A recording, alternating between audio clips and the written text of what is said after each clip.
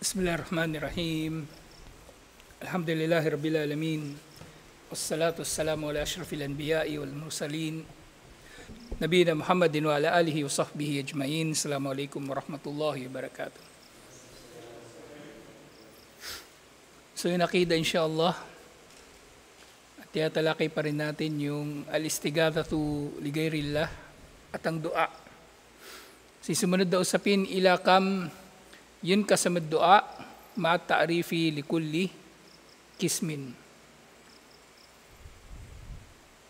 So ilang uri daw ang dua at ano ang kahulugan ng bawat uri nito.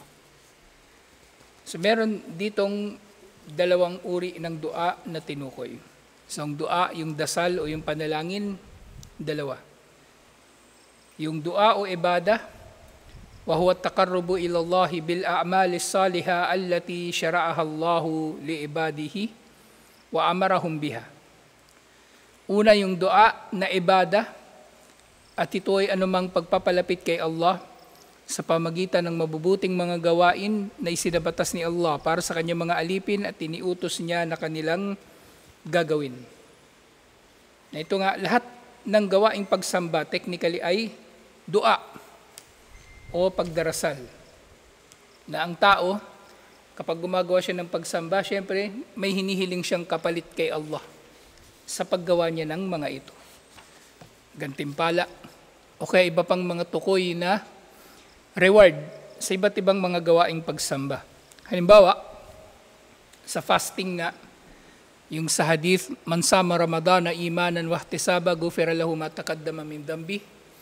Sino man daw ang mag-ayuno ng alang-alang kay Allah at naghahangad ng gantimpala ay mapapatawad ang kanyang kasalanan. So ang tao na nag-aayuno, technically siya ay humihiling kay Allah, nagdadasal kay Allah sa pamagitan ng kanyang fasting na patawarin ni Allah ang kanyang mga kasalanan, insyaallah. Ito na nga yung dua, ibada. At yung pangalawang uri nga ng dua ay syempre yung tinatawag na duaul talab o duaul mas'ala. Yung una, dua ibada. Yung pangalawa, dua talab o dua mas'ala. Talab, ibig sabihin panghihingi. At gayon din yung mas'ala, panghihingi. So ito na yung dasal na meron kang direktang sinasabi kay Allah na hinihiling mo sa Kanya. Okay? Meron kang direktang hinihiling kay Allah. Sa dua, ibada, ito ni mga magagandang o mabubuting gawain na humihiling kay Allah ng gantimpala sa pamagitan ng mga ito. At yung dua, mas'ala, ito na yung direktang paghiling kay Allah. Dua, mas'ala, wa huwa talabu ma yanfa'u ad-da'i min jalbi naf'in aw daf'i darrin. Yung dua ng paghiling, ito na yung pagdarasal, o panalangin, ito na yung paghiling ng nananalangin kay Allah ng anumang kabutihan o pagkakaalis ng kasamaan. Okay, hiling ka ng kabutihan direkta kay Allah, yun ay dua talab. Samantala yung dua ibada, napapaloob dito ang lahat ng mabubuti nating gawain. Kasi wala namang tao ang gagawa ng mabuting gawain liban na lamang na naghahangad siya ng gantimpala ni Allah. Okay? Liban na lang syempre nagpapakitang tao na sa iba siya humihiling ng gantimpala sa kanyang kapwa-tao. O kung meron mang tao na gumagawa ng mabuting gawain at hindi naghahangad ng gantimpala kay Allah, may ganyan, may taong ganyan, Muslim pa.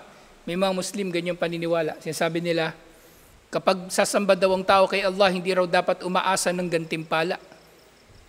Kasi parang ginawa raw nating negosyo yung pagsamba kay Allah, merong kapalit. Hindi gano'n, kagaguhan na katwiran. Kasi si Allah mismo ang nagsabi. Hangarin natin mula kay Allah ang kanyang gantimpala. Tapos sasabihin ng tao, wag maghangad ng gantimpala. Wala yun, ano yun? Isa na namang yung anyo ng, yun nga, yung waraul kadib, yung huwad na kabanalan. Peking kabanalan. Nagbabanal-banalan lang yung mga tao na ganun. Si Allah, mas madalas tayong humihiling sa Kanya, mas nagugustuhan niya. Okay? Hindi katulad ng tao. Yung tao, hingian mo ng hingian, may inis yun. Diba? Hingian mo ng hingian ng sadaka, hingian mo ng hingian ng... Kahit nga may karapatan ka pa dun sa tao na yun eh. Diba? Magulang mo, hingan mo ng hingan ng pera, may inis yun. Pero si Allah, hindi, kabaligtaran. Mas humihingi ka kay Allah, mas nagiging malapit ka kay Allah. Kaya, yung ihtisab na tinatawag, yung paghingi ng gantimpala ni Allah o kapalit ng ating mabubuting mga gawain o pagkakatugon sa ating mga panalangin, ito ay masyru, ito ay isinabatas, ito ay pinahintulutan. At sa ilang konteksto pa nga, wajib, obligado. Wajib. At dahil maraming mga aya sa Quran ang naguutos sa mga mananampalataya na manalangin kay Allah. Halimbawa niyan, walillahi asmaul husna fadu'uhu biha. Si Allah ang nagmamay-ari ng pinakamainam na mga dasal, pinakamainam na mga pangalan, kaya magdasal kayo sa pamagitan ng mga ito. Magdasal kayo kay Allah sa pamagitan ng mga ito. So inuutusan ni Allah ang mga mananampalataya na magdasal. So inuutusan tayo ni Allah na mag-ihtisab, maghangad ng gantimpala mula kay Allah. Either sa dua, ibadah, ito nga yung dua na nagagawa natin sa pamagitan ng paggawa ng mga mabubuting gawain, at yung dua mas'ala, ito na nga yung pangalawang uri. Ito na yung direktang panalangin kay Allah, pagdadasal kay Allah ng anumang bagay na hilingin natin, anumang bagay na gustuhin natin. Sinabi ni Allah sa suratu, anong chapter ito?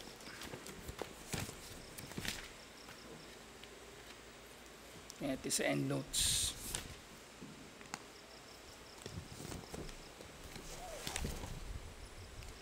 Sa suratu Yunus, verse 106, sinabi ni Allah, "Wala tad'u min dunillahi ma la yanfa'uka wa la yadurruka fa in fa'alta fa innaka idan minadh-dhalimin." Huwag kang magdadasal sa iba paliban kay Allah na mga dinadasalan na hindi magdudulot sa iyo ng kabutihan at hindi rin magdudulot sa iyo ng kasamaan. Ibig sabihin dito, hindi magdudulot ng kasamaan, kumbaga yung siya mismo ang magdudulot ng kasamaan. Yung rebulto, hindi magdudulot sa iyo ng kabutihan o kasamaan. May mangyari man sa iyo mabuti o masama, si Allah pa rin ang nagdulot nun. Kaya kay Allah lamang tayo magdarasal. Dahil kapag ginawa mo yon, tunay na ikaw ay magiging kabilang sa mga dhalimin. At yung dhalim, sa konteksto dito, syempre dhalim na mapang-api, pero nalalaman din natin sa Suratul Luqman, "Inna syirka ladhulmun adhim." Tunay ng shirk ay malaking pang-aapi. At ang dhalim, dito, sa konteksto nito, syempre, nangangahulugan din na kapag ikaw ay nagdasal sa iba paliban kay Allah, ikaw ay mapapabilang sa mga musyrikin. Mapapabilang ka sa mga nagtatambal kay Allah. Mapapabilang ka sa mga nagtatambal kay Allah. Sa mainam na distinguish na meron palang dalawang uri ng dua. Yung dua ibada at dua mas'ala. Kasi merong mga tao, inaakala nila, ang shirk ay yung dua lang na mas'ala, yung hihiling ka sa rebulto sa mga Diyos-Diyosan. Pero kung gagawa ka ng mga gawain na merong pamahiin o tutupad ka o sasang-ayon ka sa mga pamahiin, minamaliit nila yun kasi hindi nila iniisip o inaakala na yun pala ay dua din o pagsamba rin. Kaya dito, alhamdulillah, malinaw na ang dua, hindi lang ito yung direktang dua ng mga pananalita na meron tayong direktang hinihiling kay Allah. Lahat ng gawaing pagsamba ay dua din. At kapag ito ay iniugnay mo sa iba paliban kay Allah, ito ay shirk. Ito ay shirk.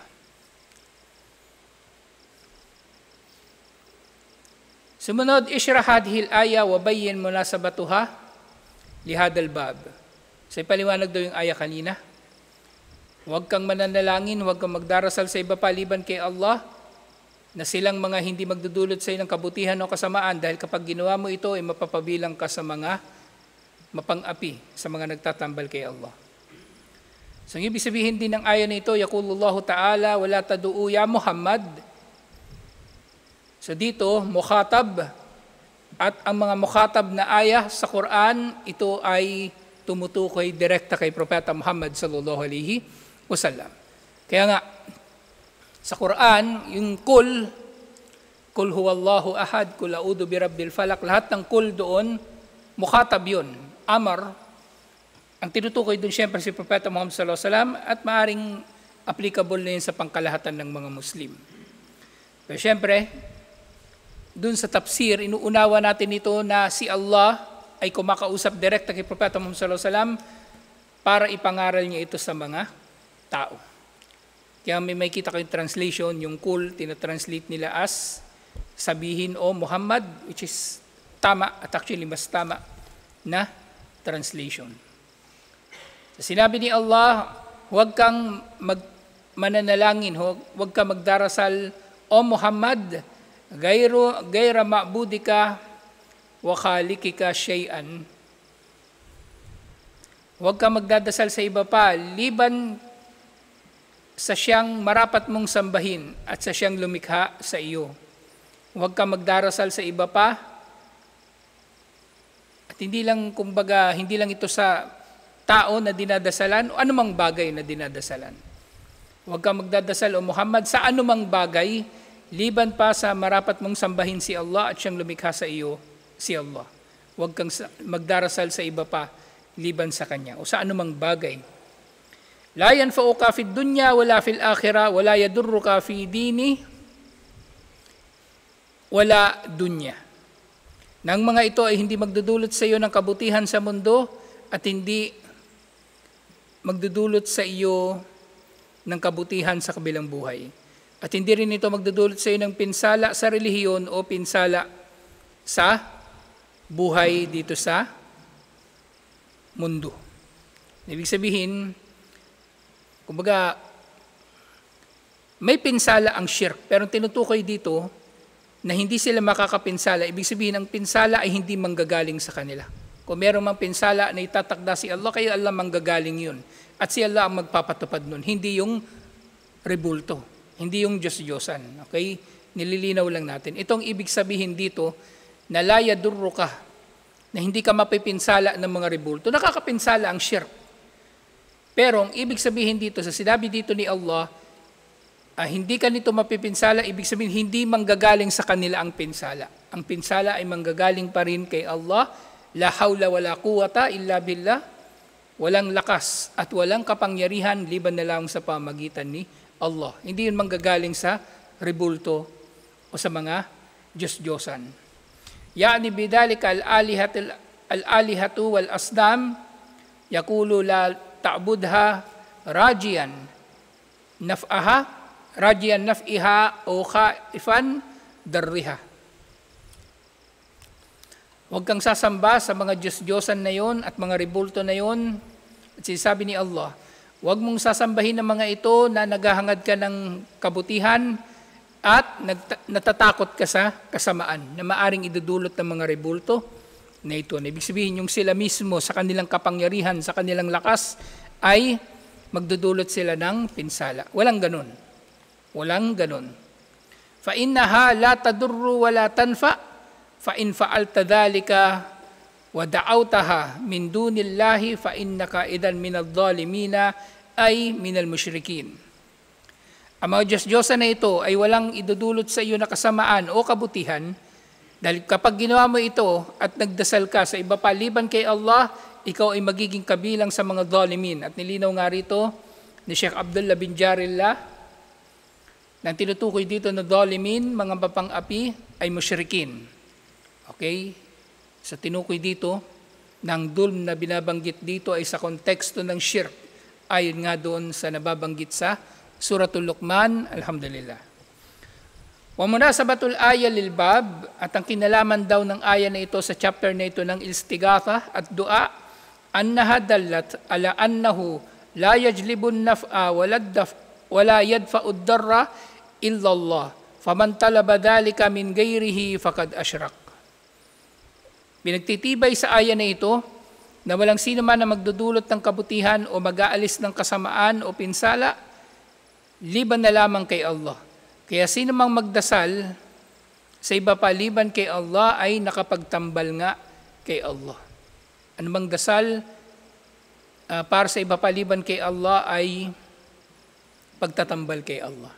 Kaya nga, kung naiintindihan ng tao itong dalawang ito, yung dua ibada at dua mas'ala, at gagawin niya itong pamantayan, standard, kung masasabi ba natin na shirk o hindi ang anumang gawain, magiging malinaw sa kanya ang relihiyon. Magiging malinaw sa kanya ang relihiyon.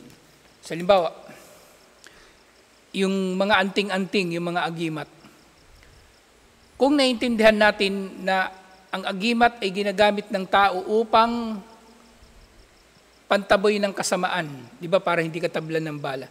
Pero minsan yung mga agimat o anting-anting ginagamit para magdulot din ng kabutihan, di ba?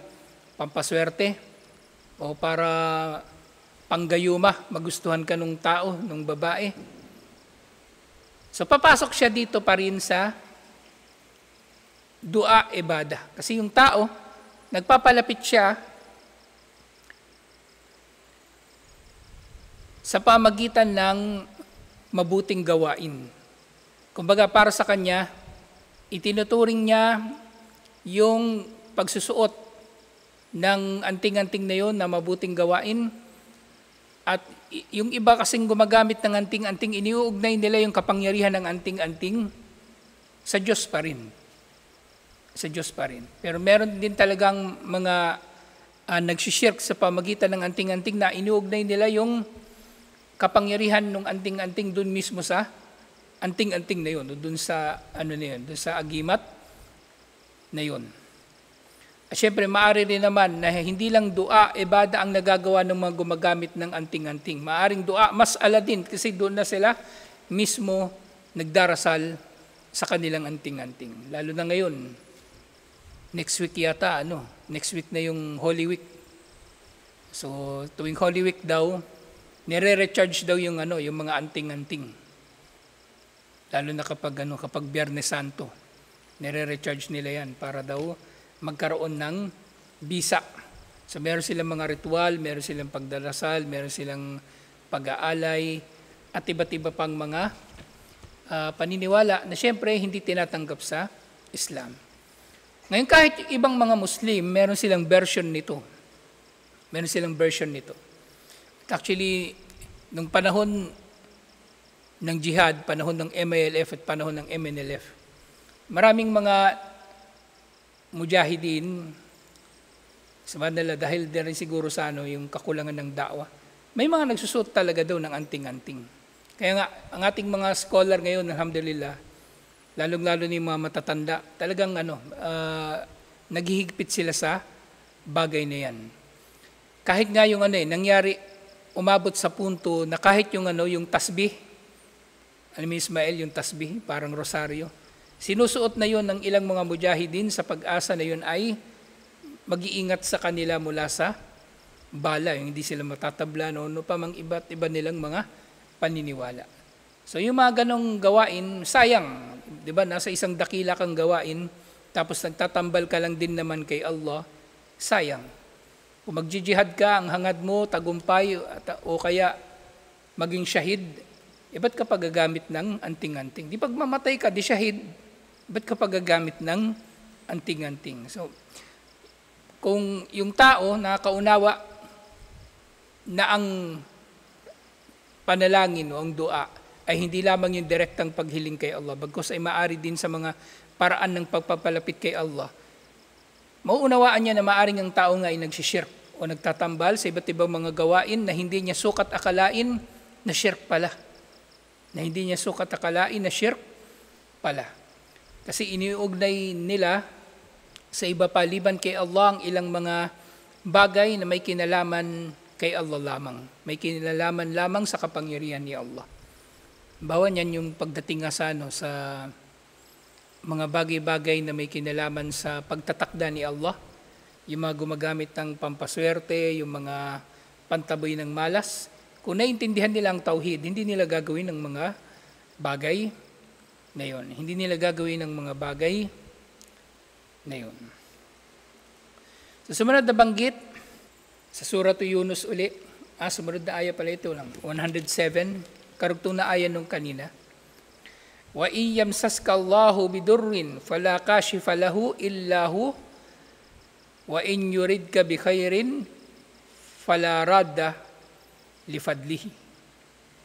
Kung ikaw man daw ay dudulutan ni Allah, nadatnan ng kasamaan ay walang makapag-aalis nito liban sa Kanya. At kung naisin man ni Allah para sa iyong kabutihan, ay walang makakapagtaboy ng Kanyang biyaya. Okay? So kung naiintindihan ng tao, ang aya na ito, ayun nga, magkakaroon siya ng kumpleto at ganap na pananalig kay Allah, at ang kanyang pananampalataya ay hindi mahahaluan.